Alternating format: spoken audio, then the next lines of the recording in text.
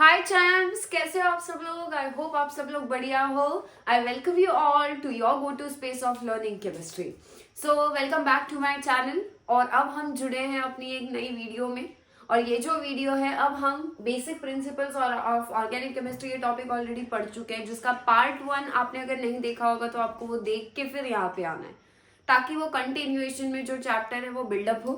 ठीक है, आधा अधूरा पार्ट 2 डायरेक्टली देख रहे हो, पार्ट 3 डायरेक्टली देख रहे हो, ऐसा मत करना। अब हमारा जो ये पार्ट 2 है आज का लेक्चर, ये आपका फोकस्ड किस पे रहेगा वो मैं पहले ही आप लोगों को बता रही हूँ।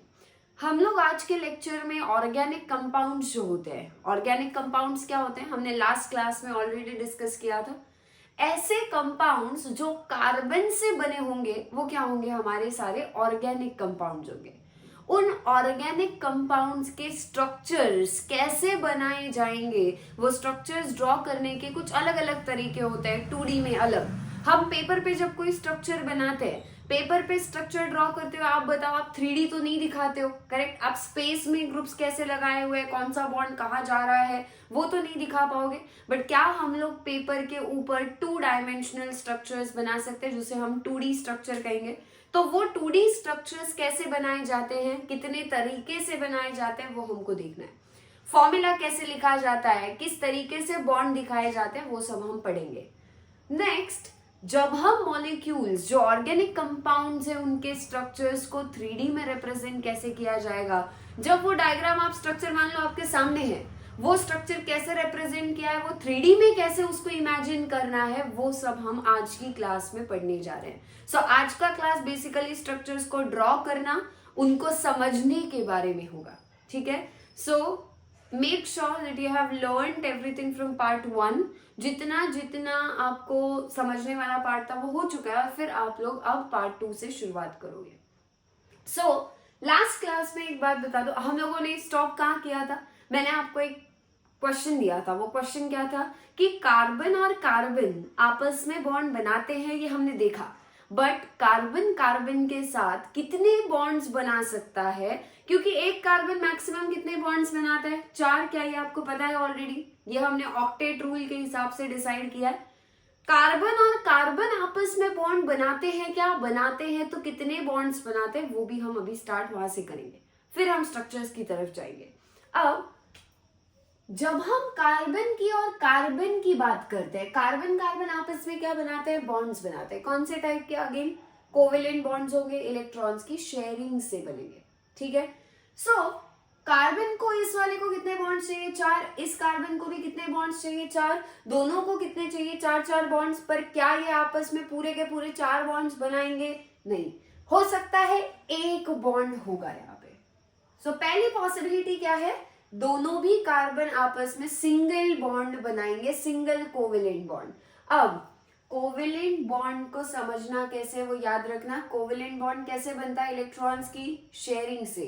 ये कार्बन अपना एक इलेक्ट्रॉन देगा और ये दूसरा कार्बन अपना एक इलेक्ट्रॉन देगा, और इस तरीके से एक कोवेलेंट बॉन्ड जब बनता है तो वहां पे 2 इलेक्ट्रॉन्स आते हैं, एक इस कार्बन का होगा, एक इस कार्बन का होगा। ये कौन सा है, कार्बन कार्बन सिंगल बॉन्ड। साथ साथ नोट्स भी बनाते चलना। अब क्या कार्बन कार्बन आपस में 2 बॉन्ड्स भी बना सकते हैं, बिल्कुल। हम जब आगे स्ट्रक्चर्स बनाएंगे, कंपाउंड्स देखेंगे, तब आपको पता चल जाएगा ऐसे कंपाउंड्स का नाम क्या होता है। जिनको पता होगा आ गया होगा याद क्या बोलते हैं हम इन्हें, बट जिन्हें नहीं पता है वो हमारा अगले आने वाले क्लासेस में हम कवर करने वाले हैं। बट क्या कार्बन कार्बन आपस में आपको 2 बॉन्ड्स बनाते हुए दिखाई दे रहे हैं, हाँ। और नेचर में, या फिर हम बोलेंगे कि ऑर्गेनिक केमिस्ट्री में ऐसे ऑर्गेनिक कंपाउंड्स एग्जिस्ट करते हैं जहां पे कार्बन और कार्बन आपस में एक ही टाइम पे 2 बॉन्ड्स बना रहे हैं। अब एक बॉन्ड यानी कितने इलेक्ट्रॉन्स, हमेशा याद रखना है, एक बॉन्ड बनता है 2 इलेक्ट्रॉन से। सो ये जो पहला बॉन्ड है ये बना होगा, एक इस कार्बन का इलेक्ट्रॉन, एक राइट साइड वाला जो कार्बन है इसका एक इलेक्ट्रॉन। पहले बॉन्ड में आ गए 2 इलेक्ट्रॉन्स। अब यहाँ पे भी एक इलेक्ट्रॉन होगा इस कार्बन का, यहाँ पर भी एक इलेक्ट्रॉन आएगा इस कार्बन का। क्या आपको टोटल अब यहाँ पे 2 बॉन्ड्स यानी 4 इलेक्ट्रॉन्स दिखाई दे रहे हैं। बट क्या इसमें से ये आधे आधे होंगे, इस कार्बन के 2, इस कार्बन के 2, हाँ। अब कार्बन कितने बॉन्ड्स बनाता है बताओ, 4 बॉन्ड्स, ठीक है, बट उसमें से 2 बॉन्ड्स उसने इस कार्बन के साथ दोनों ने आपस में समझौता कर लिया, ठीक है। अब कार्बन और कार्बन आपस में ट्रिपल बॉन्ड भी बनाते हैं। ट्रिपल बॉन्ड यानी क्या दिखाई दे रहा है, कार्बन कार्बन के साथ 3 बॉन्ड्स एक साथ बनाएगा और ये आपका ट्रिपल बॉन्ड बन गया। अब 3 बॉन्ड्स, फिर से एक बॉन्ड 2 इलेक्ट्रॉन्स, एक इस कार्बन का एक इस कार्बन का, दूसरे बॉन्ड में भी 2 इलेक्ट्रॉन इस कार्बन का इस कार्बन का, थर्ड बॉन्ड में भी 2 इलेक्ट्रॉन्स, एक इस कार्बन से आएगा एक इधर से आएगा। क्या आपको अब टोटल यहाँ पे 6 इलेक्ट्रॉन, जिसमें से आधे इस कार्बन के आधे इस कार्बन के होंगे, क्योंकि बॉन्ड शेयरिंग से बन रहा है। यहाँ पर ये 2 इलेक्ट्रॉन्स तो आ रहे हैं, बट ये 2 में से एक इसका होगा, ठीक है। क्या कार्बन अभी स्टेबल हुआ है? नहीं हुआ है। स्टेबल होने के लिए कार्बन को 4 बॉन्ड्स बनाने ही पड़ेंगे, तभी वो स्टेबल होगा। सो क्या बचे हुए बॉन्ड्स जो है वो किसी और एलिमेंट के साथ कार्बन बना रहा होगा। तो मान लेते हैं कितने बॉन्ड बचे हैं, एक तो कार्बन कार्बन का बन गया, क्या इस कार्बन को और 3 बॉन्ड्स और इसे भी 3 बॉन्ड्स की जरूरत है। यहाँ कार्बन कार्बन आपस में 2 बॉन्ड बना रहे हैं, 2 बॉन्ड बनने के बाद क्या इसे और 2 बॉन्ड्स की जरूरत है और इसे भी और 2 बॉन्ड्स की जरूरत होगी। यहाँ कार्बन के 3 बॉन्ड्स बन रहे, क्या और एक एक ही बॉन्ड कम है और वो एक बॉन्ड किसके साथ होगा, किसी और एलिमेंट के साथ।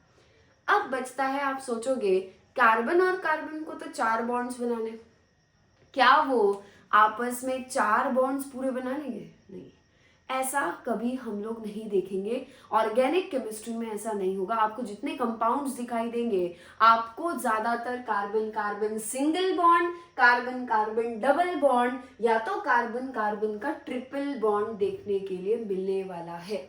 समझ गए? अब 4 बॉन्ड्स तो पूरे करने ही है।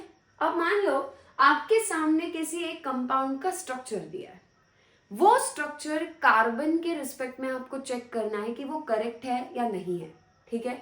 मान लेते हैं मैंने एक स्ट्रक्चर बनाया, ये वाला, ये रहा कार्बन और यहाँ पे हमने मान लेते हैं हाइड्रोजन जोड़ दिया, यहाँ पे एक और कार्बन दिखा रहे हैं फॉर एग्जांपल, इस पे लगा दिया एक हाइड्रोजन और एक हाइड्रोजन और एक हाइड्रोजन, और यहाँ पे कार्बन कार्बन का फॉर एग्जांपल डबल बॉन्ड लगा दिया, यहाँ पे लगा दिए 2 हाइड्रोजन, ठीक है। अब ये स्ट्रक्चर सही है या नहीं, सही है या गलत है, वो हमको फाइंड आउट करना है। कैसे करेंगे, ध्यान से देखना। पहली बात ये, अब मैं ये क्यों बता रही हूँ आपको, क्योंकि आप जब कभी कभी, मैं बहुत सारे स्टूडेंट्स ऐसे होते हैं जो जब स्ट्रक्चर बनाते हैं, स्ट्रक्चर बनाते वक्त इन चीजों पे ध्यान देना भूल जाते हैं। और अगर आप इन चीजों पे ध्यान नहीं दोगे, आप अपनी तरफ से सोचोगे भाई मैंने तो सब कुछ सही लिखा था, एग्जाम में आंसर तो सही आना चाहिए था, बट ये छोटे छोटे एरर्स जो है इनकी वजह से आपके मार्क्स कम भी हो सकते हैं। ये बोर्ड्स के हिसाब से बोल रही हूँ। तो क्या याद रखना है, कार्बन के आसपास ज्यादा से ज्यादा, समझ गए ना क्या है, 4 बॉन्ड्स। इस कार्बन को देखो, काउंट करो कितने बॉन्ड्स बना रहा है वो। एक यहाँ हाइड्रोजन के साथ, ये भी हाइड्रोजन के साथ है, कार्बन कार्बन के यहाँ पे 2 बॉन्ड्स, टोटल बॉन्ड्स कितने हैं 4। तो ये कार्बन बना रहा है बराबर 4 बॉन्ड। ये स्टेबल होगा? स्टेबल होगा। एग्जिस्ट करेगा? बिल्कुल करेगा। इस कार्बन को देखो, 1 2 3 बॉन्ड्स, तीनों हाइड्रोजन के साथ भी है। क्या ये 2 बॉन्ड्स कार्बन के साथ भी बना रहा है? टोटल कितने बॉन्ड्स हैं इस कार्बन के? 5। क्या 5 बॉन्ड्स कार्बन कभी बना पाएगा? नहीं। 5 बॉन्ड्स कार्बन के आसपास ड्रॉ करना, इससे ये प्रूव होता है कि आपको ऑर्गेनिक का कुछ भी नहीं पता। ऑर्गेनिक में कार्बन के आसपास के बॉन्ड जरूरी है, क्योंकि हर ऑर्गेनिक कंपाउंड किससे बना है? कार्बन से। अगर उसके बॉन्ड ही गलत दिखाओगे तो बाकी पूरी ऑर्गेनिक पढ़ के भी कोई फायदा नहीं होगा। सो कार्बन के आसपास ज्यादा से ज्यादा 4 bonds maximum we can show, not more than that. उससे कम दिखाओगे तो क्या होगा? फिर से it won't be stable. Stable ही नहीं होगा तो वो एग्जिस्ट ही नहीं कर पाएगा कंपाउंड। तो इसीलिए ये एक रूल बस याद रखना है, और इस तरीके से आपका स्ट्रक्चर सही है या नहीं आप फाइंड आउट कर सकते हो। कल मैंने आपको लेक्चर में बताया था, हाइड्रोजन एक बॉन्ड बनाता है, हाइड्रोजन एक बॉन्ड बनाता है तो क्या होगा वहां पे? क्या आपको सब जगह हाइड्रोजन एक ही बॉन्ड बनाता हुआ दिखाई दे रहा है? एक से ज्यादा नहीं है। मतलब हाइड्रोजन के केस में भी यहाँ पे सब कुछ सही है, बस एक कार्बन का गड़बड़ था, वो गड़बड़ ढूंढनी आनी चाहिए। डन। ऑक्सीजन कितने बनाता है याद करो? 2। Nitrogen maximum 3। नाइट्रोजन के आसपास जब भी बॉन्ड दिखाओगे 3 से ज्यादा कभी मत दिखाना, 3 से कम भी मत दिखाना, आपको काउंट करना है, टोटल बॉन्ड 3 होने चाहिए। ऑक्सीजन 2 ज्यादा से ज्यादा। फ्लोरीन या फिर सारे हैलोजेंस 1, ठीक है। अब कभी कभी मल्टीपल बॉन्डिंग होती है, बट उसका जो केस होगा वो हम केमिकल बॉन्डिंग में पढ़ेंगे, अभी के लिए उसको साइड रखना है, अभी के लिए आपको ऑर्गेनिक में इतना जरूरी होगा। डन। अब चलते हैं, हमारा अगला जो पार्ट है ये सब हो गया, इनको हम और डिटेल में कब पढ़ने वाले हैं, फंक्शनल ग्रुप जब पढ़ेंगे तब। फिलहाल के लिए एक काम करो, अभी तक जो जो पढ़ा है वो अच्छे से अपनी लैंग्वेज में नोट कर लो, फिर हम आगे स्ट्रक्चर्स के साथ, स्ट्रक्चर्स के बारे में 2D 3D कैसे बनाना है वो पढ़ना स्टार्ट करते हैं।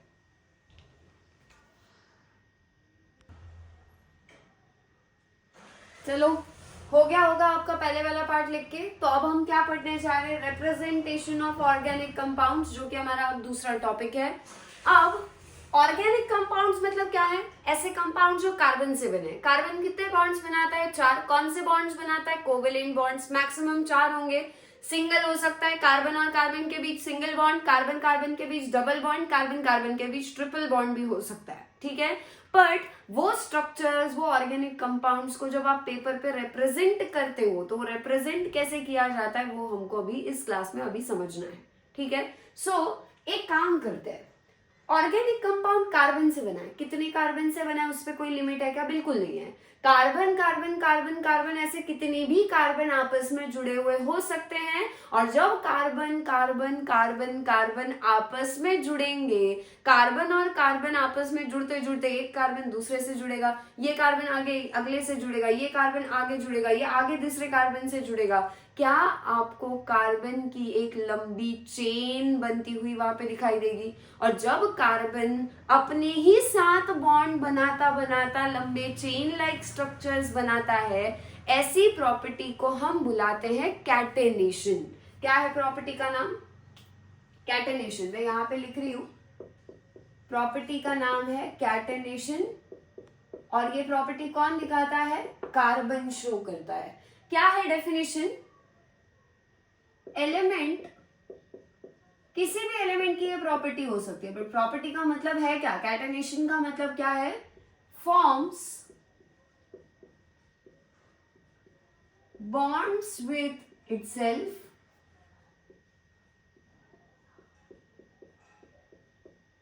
कार्बन कार्बन आपस में ही बॉन्ड बनाते बनाते क्या कर लेंगे, टू फॉर्म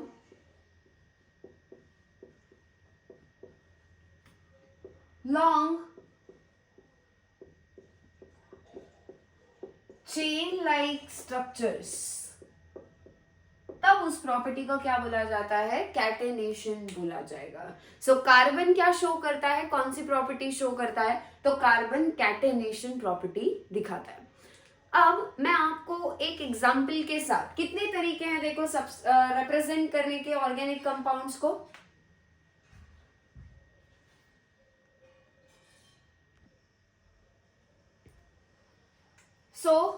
कहां पे थे हम, ऑर्गेनिक कंपाउंड्स को रिप्रेजेंट करने के लिए कितने तरीके से हम फॉर्मूला बना सकते हैं। पहला डैश फॉर्मूला, दूसरा होता है कंडेंस्ड फॉर्मूला, और तीसरे तरीके से जिस तरीके से हम ऑर्गेनिक स्ट्रक्चर्स को, ऑर्गेनिक कंपाउंड्स के स्ट्रक्चर्स को रिप्रेजेंट कर पाएंगे वो कौन सा है आपका, बॉन्ड लाइन या फिर जिगजैग फॉर्मूला, ठीक है। सो अब इनको एक ही कंपाउंड उठा लेते हैं, उसी कंपाउंड पे आपको कैसे कैसे तीनों ड्रॉ कर रहे हैं उसके बारे में मैं आइडिया दे देती हूँ, ठीक है। आप क्या करोगे, इसके बाद मैं आपको एक होमवर्क दूंगी जिसमें आपको दूसरा कोई एक स्ट्रक्चर बताऊंगी, उस स्ट्रक्चर को आपको उठाना है और आपको उसके लिए ये तीनों भी तरीके से फॉर्मूला जो है उसको रिप्रेजेंट करना होगा। उसका डैश फॉर्मूला भी, कंडेंस्ड भी और बॉन्ड लाइन भी। लगता है तो मैं उसका डैश फॉर्मूला दे दूंगी, बाकी दोनों आपको करने होंगे, बट उससे पहले ध्यान से समझ लो क्या क्या रूल्स है, ठीक है। अब पहला ले लेते हैं डैश फॉर्मूला। एक स्ट्रक्चर लेते हैं जिसमें मान लेते हैं 3 कार्बन है और कार्बन कार्बन आपस में इस तरीके से जुड़े हैं। क्या दिखाई दे रहा है आपको, क्या यहाँ पे आपको कार्बन कार्बन का सिंगल बॉन्ड दिखाई दे रहा है। मैं एक काम करती हूँ, मैं यहाँ पे डबल बॉन्ड ले लेती हूँ और एक सिंगल ले लेती हूँ, फिर आपको क्या हो जाएगा, आपको अगला स्ट्रक्चर थोड़ा आसान दूंगी जो आपको ट्राई कर लेना। कार्बन और कार्बन का क्या है, डबल बॉन्ड, 2 बॉन्ड्स है। यहाँ अगले कार्बन कार्बन का क्या है, सिर्फ सिंगल बॉन्ड है। अब मुझे एक बात बताओ, यहाँ पे कार्बन कार्बन के 2 बॉन्ड्स बनने के बाद इस कार्बन के कितने और बॉन्ड्स बनने बचे हैं, क्या और 2 बॉन्ड्स चाहिए होंगे उसे स्टेबल होने के लिए, और 2 बॉन्ड्स लाने के लिए क्या हम यहाँ पे इस कार्बन के ऊपर 2 हाइड्रोजन लगा सकते हैं इस तरीके से, बिल्कुल लगा सकते हैं, ठीक है।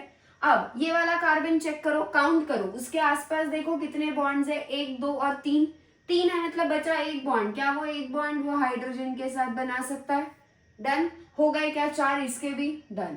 इसको देखते हैं, इसके आसपास कितने बॉन्ड है अभी? एक, और कितने चाहिए होंगे इसे? 3। क्या वो 3 बॉन्ड्स फिर हाइड्रोजन के साथ में बनाएगा? तो ये रहा आपका हाइड्रोजन का बॉन्ड। ठीक है, अब ये जो आपका स्ट्रक्चर यहाँ पे हमने दिखाया है या ये जो रिप्रेजेंटेशन है, इसी को हम बुलाते हैं डैश फॉर्मूला।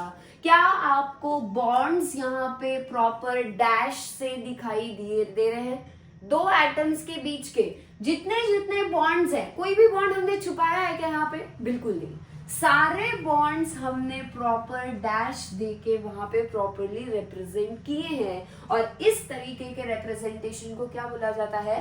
Dash formula. सो ये जो अभी हमने मॉलिक्यूल का रिप्रेजेंटेशन दिखाया है, क्या ये ऑर्गेनिक कंपाउंड है? बिल्कुल है। ये स्ट्रक्चर बनाने का जो तरीका है इसे हम डैश फॉर्मूला बुलाएंगे। डन। अगला कौन सा है देखो, कंडेंस्ड फॉर्मूला। कंडेंस्ड का मतलब क्या है पहले वो सोचो। कंडेंस करना मतलब क्या करना? किसी भी चीज को ऐसे कॉम्प्रेस कर देना, उसको इतना है उसको छोटा करके लिखना। क्या आपको ये बड़ा सा स्ट्रक्चर दिखाई दे रहा है? इसको हमको अभी छोटा करके लिखना होगा और तब जाके वो इसका क्या बन जाएगा? कंडेंस्ड फॉर्मूला बनेगा।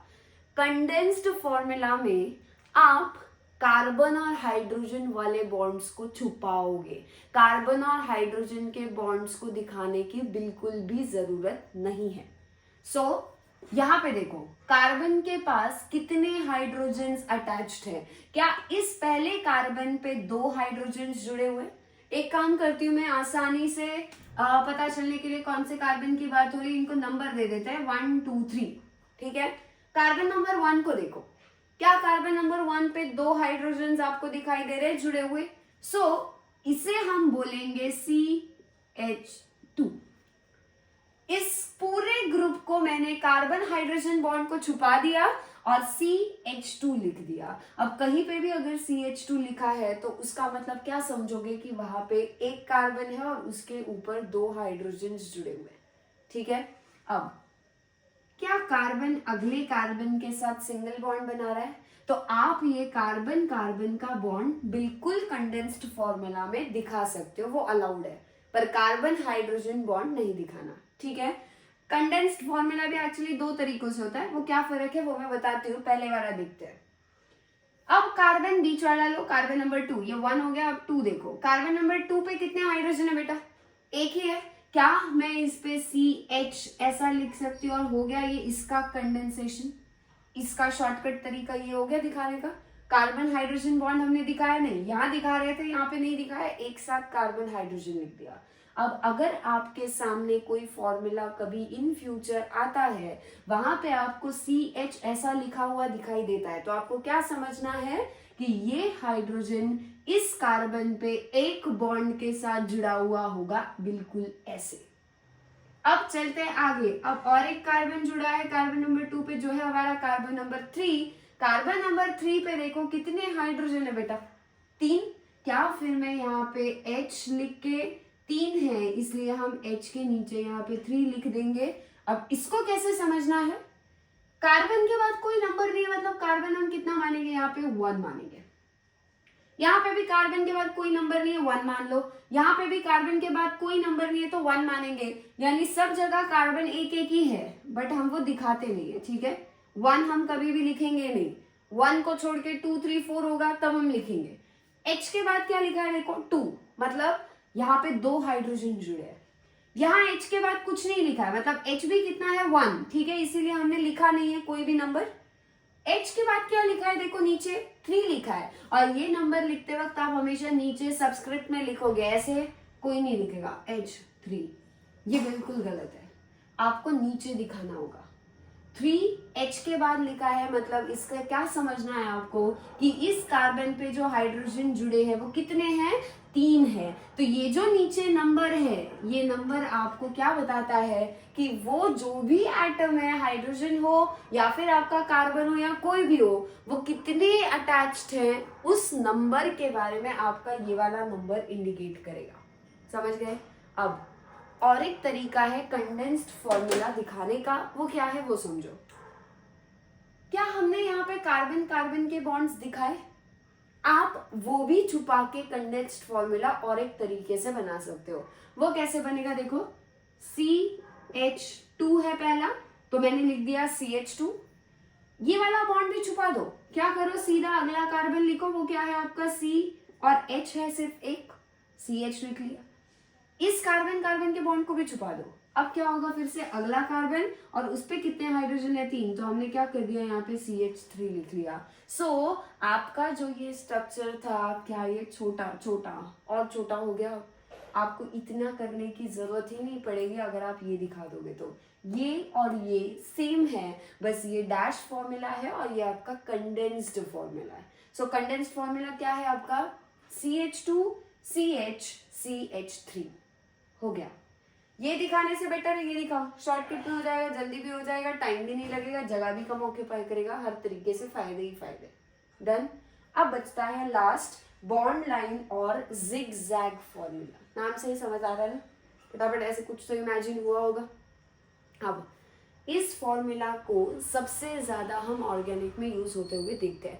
यूजुअली आपको ये वाले दिखेंगे कंडेंस्ड, ये हम बहुत कम दिखाते हैं। ये हम कब दिखाते हैं, यूजुअली मैकेनिज्म्स वगैरह में दिखाते हैं, जहाँ पे हर एक बॉन्ड को दिखाना जरूरी होगा, बस वहीं पे।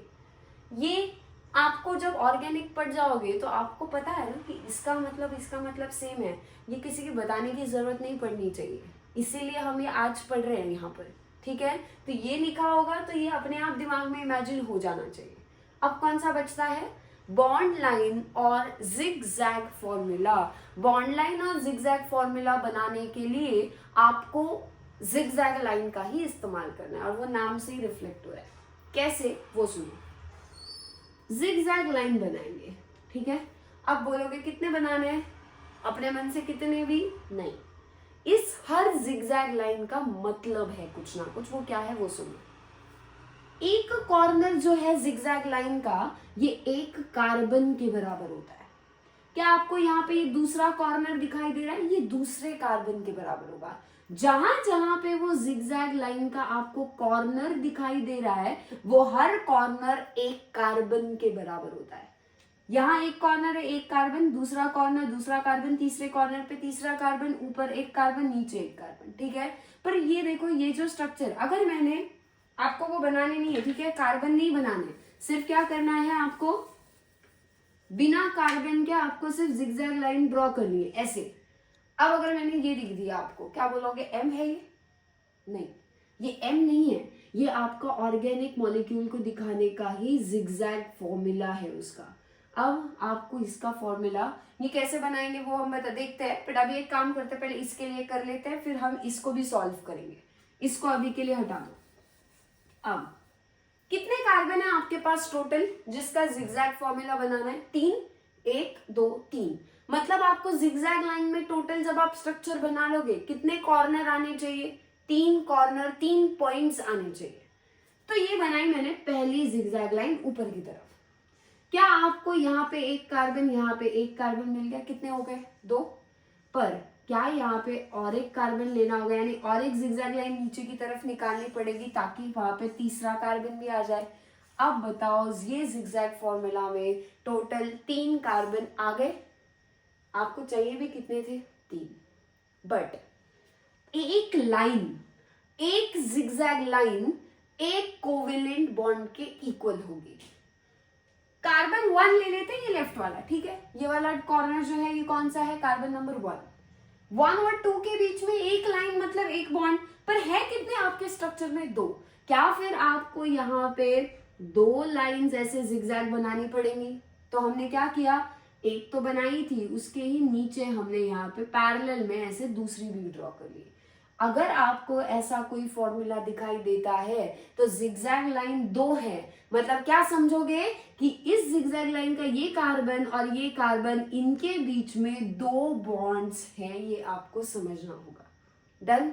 अब अगला कार्बन देखो और ये वाला कार्बन देखो, क्या इनके बीच में आपको 2 और 3 के बीच में एक ही बॉन्ड है? तो कितने जिगजैग लाइन ड्रॉ करोगे, एक ही।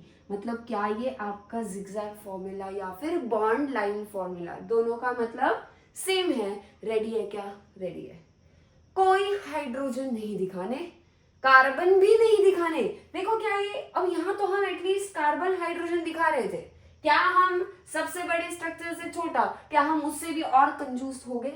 यहाँ पे जगह और कम कर दी और टाइम भी कम कर रहे हैं, फटाफट ऐसे ही जिगजैग लाइन मार के काम खत्म कर दिया हमने। क्या ये छोटा छोटा छोटा स्ट्रक्चर रिप्रेजेंटेशन कितना प्रिसाइज होता जा रहा है, सोचो। अब एक बात बताओ, हाइड्रोजन छुपा भी दिए हो तो भी आपको ये स्ट्रक्चर मान लो कभी आता है आपके सामने, तो आपको वो कैसे समझना है, उससे क्या समझना है वो ध्यान देते हैं। हर कॉर्नर मतलब एक कार्बन, जहां दो लाइंस दिखाई देंगे जिगजैग लाइन, वहां पे क्या समझोगे, ठीक से बनाते हैं, दो लाइंस दिखाई दे रहे इन दोनों के बीच में, मतलब यहाँ दो कोवेलेंट बॉन्ड्स कार्बन कार्बन आपस में बना रहे, इसलिए दो लाइन। यहाँ अगले वाला एक ही लाइन है, मतलब एक ही बॉन्ड है। अब दो बॉन्ड कार्बन ये दोनों बना रहे, ठीक है। इस कार्बन को देखो, ये कार्बन कितने बॉन्ड बना रहा है फिलहाल, दो, वो भी इसी कार्बन के साथ, पर और भी दो तो होंगे ना, चार बॉन्ड तो बनने ही चाहिए। तो आपको क्या समझ लेना है ऑटोमेटिकली कि ये कार्बन पक्का किसी और दो हाइड्रोजन के साथ जुड़ा होगा, जो हमने यहाँ पे नहीं दिखाना समझा। समझ गए? यहाँ पे आप हाइड्रोजन नहीं दिखाओगे, वो बाय डिफॉल्ट आपको मानने के चलना है कि जो भी यहाँ नहीं दिखाया है, बचे हुए बॉन्ड किसके साथ है, हाइड्रोजन के साथ। ये वाला कार्बन देखो, बीच वाला, इस कार्बन के कितने बॉन्ड्स है टोटल, देखो इस बॉन्ड लाइन फॉर्मूला में ये दो और ये एक, तीन बॉन्ड किसके साथ है, उसके इन दोनों कार्बन के साथ। बचा कितना, एक। वो एक बाय डिफॉल्ट आप किसके साथ मान के चलोगे, हाइड्रोजन के साथ एक, ठीक है। अगला देखो लास्ट, ये कार्बन, इस कार्बन के फिलहाल एक ही बॉन्ड दिखाई दे रहे हैं। अब एक बॉन्ड है तो बचे तीन बॉन्ड्स, क्या उसके तीन हाइड्रोजन के साथ होंगे, और तीन हाइड्रोजन के साथ होंगे तो ये आपको बाय डिफॉल्ट मानना है, क्योंकि चार बॉन्ड्स तो पूरे करने ही करने हैं। समझ गए? सो इस तरीके से हमने, ये आपको दिखाना नहीं है, ठीक है ना, ये मैंने आपको एक्सप्लेन करने के लिए किया है। बॉन्ड लाइन फॉर्मूला में क्या आने चाहिए, सिर्फ लाइंस आने चाहिए और कुछ नहीं आना चाहिए, और कॉर्नर आने चाहिए। एक बॉन्ड है तो एक लाइन, दो बॉन्ड है कार्बन कार्बन की तो दो लाइन, एक कॉर्नर यानी एक कार्बन, ये मान के चलना है। डन। अब एक काम करते हैं, आपको एक होमवर्क दे देती हूँ। आपको क्या करना है, जिस तरीके से मैंने अभी आपको एक स्ट्रक्चर का डैश फॉर्मूला दिया और उसका कंडेंस्ड फॉर्मूला पहला और उसका कंडेंस्ड फॉर्मूला 2, दो तरीके से कंडेंस्ड फॉर्मूला बनाना सिखाया, वैसे ही आपको अब इसके लिए भी करना है, ठीक है। ये आप खुद प्रैक्टिस करोगे, खुद बनाओगे तभी सीखोगे, तो इसीलिए कहीं से कॉपी वॉपी मत करना, अपनी प्रैक्टिस करना। मैं अगले क्लास में इसका आंसर दूंगी, तो इसका आंसर अगर चाहिए तो नेक्स्ट क्लास देखोगे, बट उससे पहले अपना आंसर रेडी करके आना, यहाँ वहां से ढूंढना भी मत। क्या गलती हुई है वो भी पता करेंगे, गलतियां जब देखोगे तभी कुछ सीखोगे नया। गलतियां अगर छुपाने की कोशिश करोगे, कौन मिल रहा है, क्या अवार्ड मिलने वाला है, कुछ भी नहीं। बट अवार्ड कब मिलेगा, जब आप गलतियां अभी करेक्ट करके सीखोगे, उनसे याद रखोगे, तब आपको फाइनली मार्क्स के फॉर्म में अवार्ड मिल जाएगा, ठीक है। अभी किसी को प्रूव करने के चक्कर में ऐसे ही कुछ भी स्ट्रक्चर मत कॉपी करना। डन। सो होमवर्क है वो बना लो। अब मैं आपको दे देती हूँ चार कार्बन, डैश फॉर्मूला में ऑलरेडी दे रही हूँ, आपको सिर्फ उसको इन दोनों में लिखना है। यहाँ पे ये कार्बन सिंगल बॉन्ड ले लेते हैं, तो ये एक H और एक H हो गए इस कार्बन के चार बॉन्ड्स, ठीक है। ये कार्बन ले लेते हैं, ये मान लेते हैं बना रहा है दो बॉन्ड्स, यहाँ पे इन दोनों के बीच में दो बॉन्ड है, ठीक है। अब दो बॉन्ड्स है तो एक दो तीन चार हो गए, और इसके भी एक दो तीन चार हो गए, एक एक ही हाइड्रोजन लगेगा। लास्ट कार्बन देखो, इसको एक और एक बढ़ा लो, चलो कार्बन कार्बन का ले लो ट्रिपल बॉन्ड, तीन बॉन्ड्स एक साथ है। अब इस कार्बन के ऑलरेडी चार बॉन्ड है क्या, ठीक है, बट इस कार्बन का एक बॉन्ड कम है, तो वो किसके साथ होगा, ऑब्वियसली बात है हाइड्रोजन के साथ, ठीक है। आपको इस स्ट्रक्चर का कंडेंस्ड फॉर्मूला ड्रॉ करना है।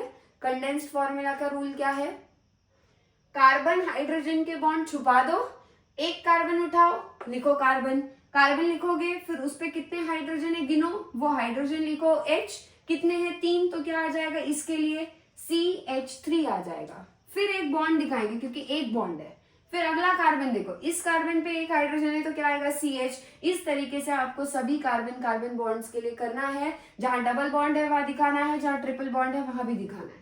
समझ गए? सो इस तरीके से ये दोनों आप जो है वो ड्रॉ कर लेना, स्ट्रक्चर नोट कर लो, ये दोनों रेडी कर लेना। डन।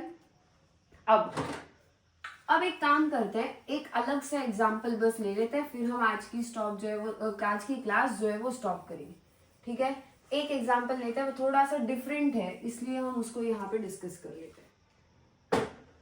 इसमें अभी तक जो आपने एग्जाम्पल देखे उनमें सिर्फ कार्बन हाइड्रोजन था, कोई ऑक्सीजन नाइट्रोजन ये सब तो नहीं था। अब जो एग्जाम्पल मैं ले रही हूँ उसमें हम ऑक्सीजन को भी ले आते हैं।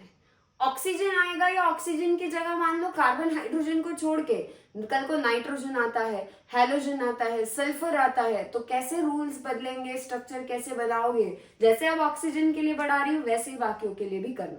डन।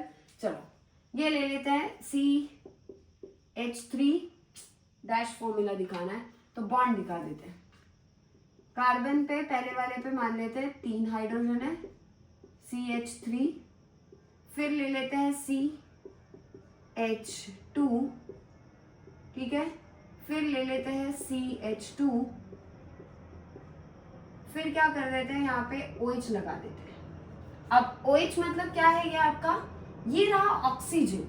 ऑक्सीजन मैक्सिमम स्टेबल होने के लिए 2 बॉन्ड बनाता है, फिलहाल सिर्फ एक ही बना रहा है, वो भी कार्बन के साथ, तो इसका भी एक और बॉन्ड किसके साथ होगा, हमारे हाइड्रोजन के साथ होगा। ये क्या है आपका डैश फॉर्मूला है, और इसमें हमने सारे के सारे बॉन्ड्स, कार्बन हाइड्रोजन का बॉन्ड, ऑक्सीजन हाइड्रोजन का बॉन्ड, कार्बन कार्बन के भी बॉन्ड्स, सारे प्रॉपर बॉन्ड्स दिखाए, इसीलिए इसका नाम क्या है, डैश फॉर्मूला।